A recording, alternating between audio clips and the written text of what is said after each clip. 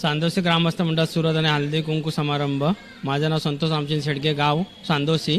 मी गावचा अध्यक्ष आहे। आज आमच्या कार्यक्रमाला कमसे 15 वर्ष झालेले आहेत। कार्यक्रम करण्याचा हेतू असा होता की आम्ही 500 किलोमीटर अंतरावरून सुरत शहरामध्ये आम्ही वसाहत करीत आहे। त्यामुळे आमच्या गावचे प्रत्येक रहिवासी हा इतर अलग अलग ठिकाणी 10 किलोमीटर 20 किलोमीटर अंतरावर रहिवास करतो।